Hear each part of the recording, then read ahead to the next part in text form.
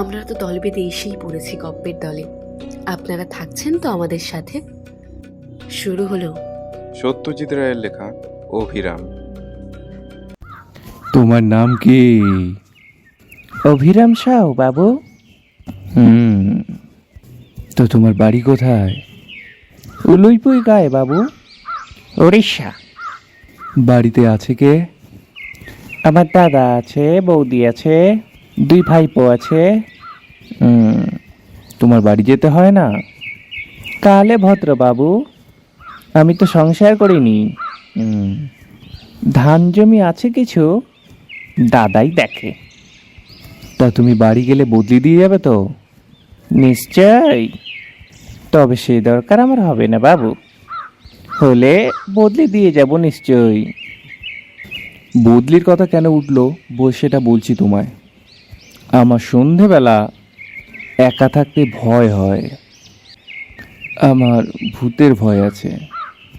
আমি রান্নালোক যেটা পেয়েছি সেটা ঠিকই, সন্ধেবেলা রেঁধে দিয়ে চলে যাবে। তখন আমার কাছে আর একজন লোক থাকা দরকার।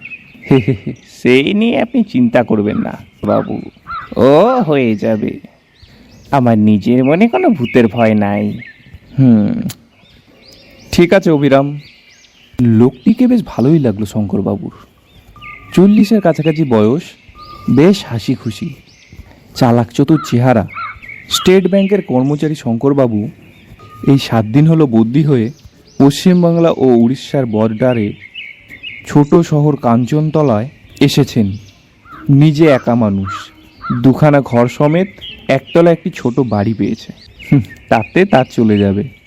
তবে বাড়ির পরিবেশ নিরিবিলি, তাই একজন চাকর সবসময় থাকা দরকার। শঙ্করবাবুর ভূতের ভয়টা একটা ঘাঁটি ভয়। অনেক বছর ধরে অনেক চেষ্টা করেও সেটা কাটিয়ে উঠতে পারেননি। অভিরামকে শঙ্করবাবুর দিনে দিনে বেশ ভালো লাগতে লাগলো। এমনি কাজ তো ভালো করেই, হাঁটতেও পারে, আর সন্ধেবেলা সে সত্যি করে শঙ্করবাবুকে সঙ্গ দেয়। আর একটা জিনিস শঙ্করবাবুকে অবাক করে, সেটা হলো অভিরামের গল্পের স্টক। সে বলে যে তার সব গল্প সে ছেলেবেলায় তার দিদিমার মুখ থেকে শুনেছে। উড়িষ্যার অফুরন্ত তার রূপকথা, রূপকথা। অভিরাম ভূতের গল্প বলার মন্ত্রণাও শঙ্করবাবুকে দিয়েছে, কিন্তু শঙ্করবাবু তাতে আমল দেননি। আমি কিন্তু অনেক ভূতের গল্প জানি বাবু, অভিরাম বলল। তা হোক, ও জিনিসটা তুমি বাদ দাও। তা বেশ বাবু, তাই হোক। তবে যদি কোনোদিন মনে হয় ভূতের ভয় কাটিয়ে উঠতে পেরেছেন, তো আমায় বলবেন, তখন আমি আপনাকে ভূতের গল্প শোনাবো। দেখবেন কেমন মজাদার গল্প। হুম হুম হুম তুমি নিজে ভূত মানো অভিরাম? আমার আর মানা না মানার কি আছে বাবু, ভূত থাকলে আছে, না থাকলে নেই, বাস ফুরিয়ে গেল। তবে হ্যাঁ, ভূত মানে যে খারাপ হবে এটা আমি মানি না। ভালো ভূত হলে খেতি কি।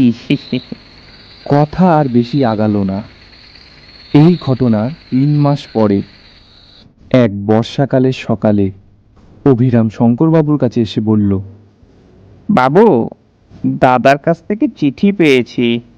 বেশি বর্ষা হবার ফলে আমাদের ফসলের খুব ক্ষতি হয়েছে। দাদা একা সামলাতে পারছে না, আমাকে 3-4 দিনের জন্য যেতে হবে। আপনি যেতে দিতে পারবেন বাবু? শঙ্করবাবু এই অবস্থায় না করতে পারলেন না। কিন্তু তুমি যে যাবে, লোক দিয়ে যাবে তো? নিশ্চয়, খুব ভালো লোক দেব। তবে সে বোধহয় আমার মতো অত কথা বলতে পারবে না বাবু। তা হোক, সন্ধেবেলা একটু আমাকে সঙ্গ দিতে পারলেই হলো। তা খুব পারবে। আপনি যতক্ষণ না শুতে যাবেন ততক্ষণ ও আপনার কাছেই থাকবে। অভিরাম চলে গেল। 3 দিন পরে শঙ্করবাবু এক পোস্টকার্ড পেলেন তার ভৃত্যের কাছ থেকে। খবর ভালো নয়, আরো 3 দিন লাগবে সামাল দিতে, তারপর অভিরাম ফিরবে। শঙ্করবাবু কি আর করেন। এদিকে বদলি চাকরটিকে তার বিশেষ পছন্দ নয়, মুখটা যেন বড় এসে গোমরা। যদিও কাজ করে ভালোই। রাজধানী কলকাতা।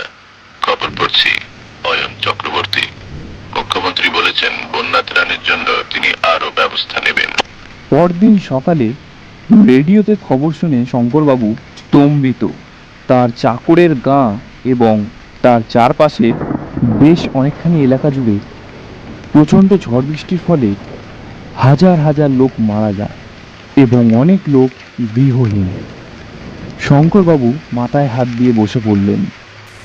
এই অবস্থায় কি করা উচিত তা তিনি স্থির করতে পারলেন না। চিঠি লিখে লাভ নেই, অভিরামও যে লিখবে এমন কোনো ভরসা নেই। অভিরামের বদলি নিতাইও এ ব্যাপারে কিছুই সাহায্য করতে পারল না। রাত 10টা পর্যন্ত বাবুকে সঙ্গ দিয়ে নিতাই উঠে পড়ল। শঙ্করবাবু একা তার শোয়ার ঘরে প্রবেশ করল। বিছানায় শুয়ে বুঝলেন যে তার ঘুম আসার সম্ভাবনা কম। অভিরামের অভাব তিনি তীব্রভাবে অনুভব করছেন। ক্রমে রাত নিঝুম হয়ে এলো। একটানা ঝিঝি ডেকে চলেছে। এবার তার সঙ্গে শেয়ালের ডাক যোগ হলো। হুয়া আবার কেয়া। শঙ্করবাবুর মাথার উপর আকাশ ভেঙে পড়েছে। ভূতের ভয়ে এর মধ্যেই তার শিরদাঁড়া দিয়ে ঢেউ খেলে যাচ্ছে। ওটা কি? পায়ের শব্দ না? শঙ্করবাবু বুঝলেন তার গলা শুকিয়ে কাঠ হয়ে গেছে। বাবু, সে কি? এ যে অভিরামের গলা। ও ও অভিরাম নাকি? চাপা গলায় প্রশ্ন করলেন শঙ্করবাবু। হ্যাঁ বাবু, আমি এসেছি, ফিরে এসেছি। আমার ধরে প্রাণ এলো অভিরাম, দাঁড়া দরজা খুলি। না বাবু, দরজা খুলবেন নি। মানে? খুলে কিছু দেখতে পাবেননি। সে কি? আমি অভিরাম বাবু, কিন্তু আসল অভিরাম নই। আমি অভিরামের ভূত। আমায় বন্যায় টেনে নিয়ে গেছে, আমি আর বেঁচে নেই। কোনো উত্তর নেই শঙ্করবাবুর দিক থেকে। কি বাবু, শুনলেন আমার কথা? তবু কোনো উত্তর নেই। বাবু, আবার ডাক এলো বাইরের অন্ধকার থেকে। এবার কথা এলো বাড়ির ভেতর থেকে। তোকে কিভাবে দেখতে পাবো? শুধু একটা ব্যাপার হলে দেখতে পাবেন। কি? আপনিও যদি ভূত হন। তা সে আর তোকে বলছি কি? তুই ভূত হয়েছিস শুনেই তো আমার আত্মারাম খাঁচা ছাড়া হয়ে গেছে। আমার দেহ ওই পড়ে আছে খাটের উপর, দৃষ্টি ঘরের ছাদের উপর। দেহে প্রাণ নেই।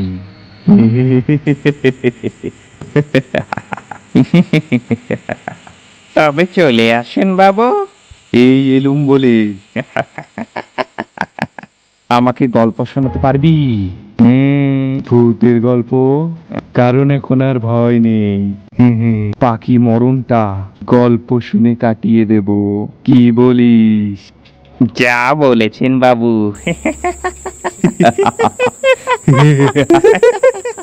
যা বলেছেন।